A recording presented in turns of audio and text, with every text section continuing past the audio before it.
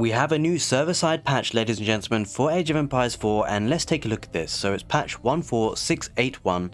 In server-side patch 14681, we're bringing you changes to Mangonels. We recognize there's been a lot of discussion around Mangonels, and we believe these changes build upon the unit's uniqueness. We're always open to more feedback.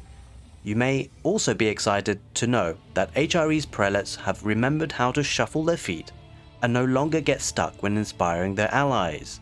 So the date is 16th of May 2022. Let's take a look at this server-side patch. Now, what they mean by server-side patch is that you can basically load your game and it'll come up with a pop-out to say, do you want to download the patch, which you kind of have to. And then, yeah, you just need to restart your game and then it's all done for you. So let's take a look. Mangonels, oh god, okay, not this again.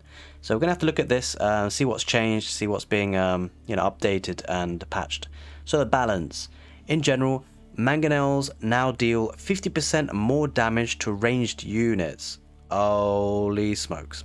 Attack radius increased from 0.75 tiles to 0.875. Okay, I mean, it's going to be a tricky one. So Mangonels were in a really strong position and they kind of got nerfed. I don't know, some people felt like it was pretty hard. And I suppose it was kind of hard. But now this 50% more damage to ranged units, so I guess the English are going to have a trouble with this, primarily anyway. Alright, let's see what the developers have to say. So we want to focus the Mangonel role to be strong versus ranged units like archers and hand cannons, while the Rebaldaquin is powerful versus melee units. Okay, so they're kind of tweaking the usage of siege. I don't know, 50% seems like a lot. Mangonels, they were in a decent spot. I feel like almost maybe giving them an upgrade. Like, for example, the way they were, I felt like they were pretty decent for Castle Age, for like a Castle Age unit. And I think that maybe in Imperial Age it kind of tailed off because of just the size of numbers of infantry you can get in Imperial Age. But when the Castle Age is in, you kind of have like a moderate sized army of infantry, possibly, depending on how the game's going, of course. And so Mangonels can kind of be a supportive role, which is good. That's what they need to be, really, a supportive role, right? But I suppose when it got to Imperial Age, when the infantry mass really built up, Mangonels kind of really tailed off in terms of the usage. So I don't know, I felt like maybe they could have made a difference between like a Castle Age Mangonel and an Imperial Age Mangonel. But we'll have to see how this change affects things and see what happens. Okay, so now we're looking at the civilization specific stuff. The Abbasid dynasty. Reduced research time for House of Wisdom for first tier techs.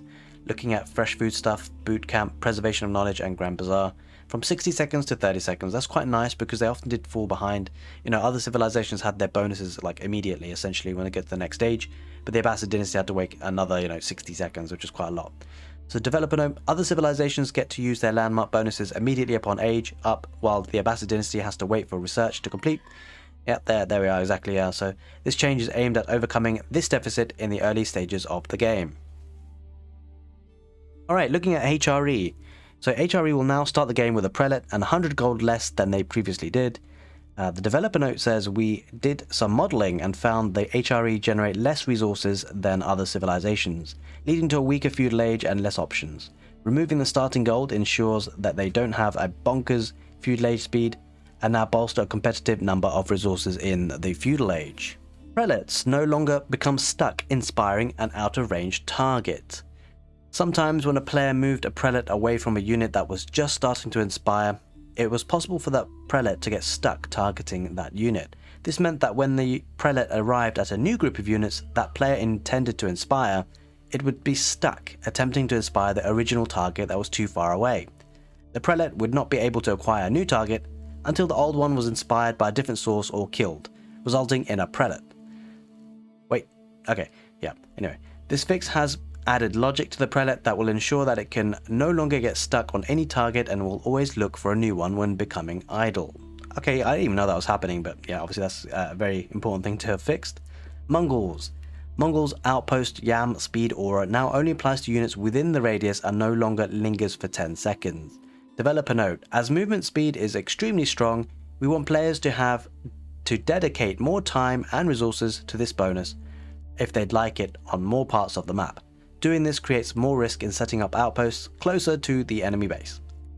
The Mongol Khan can no longer fire while on the move in Dark Age. Oh yes, I absolutely love this change. I really hate the fact that the Mongol Khan can just snipe your sheep, can snipe your villagers without taking any damage at all. Like, it was impossible. But this is quite nice. So I suppose they'll be able to still do damage when stationary, which is kind of fair.